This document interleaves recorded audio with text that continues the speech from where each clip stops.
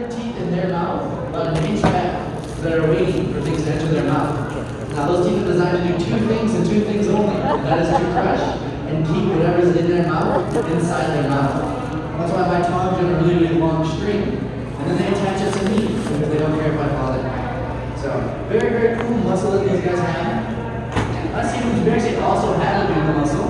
Anytime you guys have been slurping ramen or you're trying to get something extra thick through a milkshake straw, you've activated your buccal muscle to get it working. So we have that in common with inertia. Obviously, it's not quite that powerful.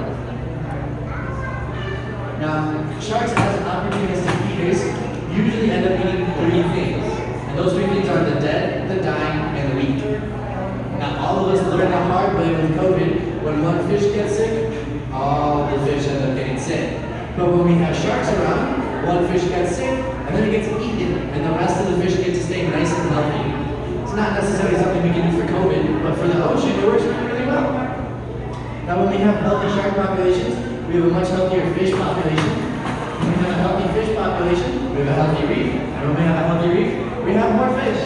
So in a very, very direct way, helping sharks helps our fish. There's always been enough fish in the ocean for sharks. There's just never been enough fish in the ocean for humans. There's like 8-point-something billion of us. We eat 3 times a day. That's a lot of food.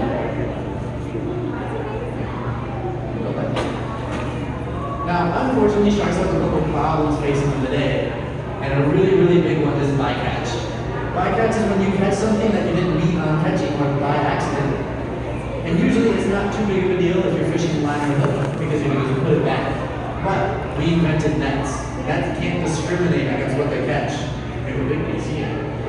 Now when a shark can use any of its 7 senses we talked about to find those 5 or 6 fish that are stuck in the net, they're going to go up to it just like that, take that fish and then get stuck in the net themselves. That is bycatch. You didn't mean to catch that shark. Now these sharks, as buccal whoopers, they can sit still and breathe, so they have roughly until they starve in the net before it floods out to them. But if you remember, that's pretty soon.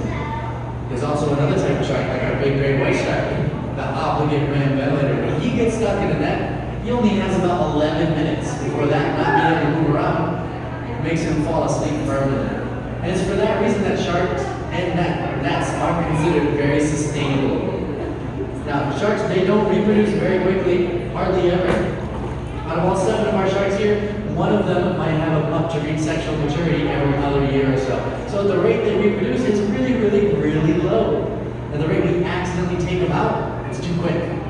Now luckily there's a lot that all of you guys can do to help promote sustainability without having to do all that much.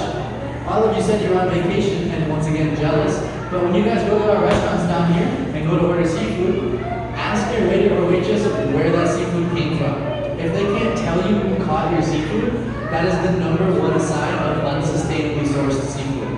The people who are fishing sustainably are very proud to be doing it. They'll put their name on the label and they'll find nothing from it. The people who don't fish sustainably, however, are not. They're very ashamed. There's lots of fines and even jail time associated with unsustainable fishing practices. So if you guys go to the restaurant and they can't tell you where that seafood came from, 1, it's probably not the fish you ordered. Most people can't tell the difference between grouper and mahi in a sandwich, so you're probably getting ripped off anyways.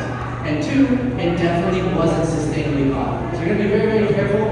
Down here in Key West, we happen to have lots of restaurants that do protect and do sustainable fishing. However, I can tell you I've caught a couple that do not. I'd say probably about 30% of our restaurants are not participating in sustainable fishing practices. So be very, very careful about which ones you go to.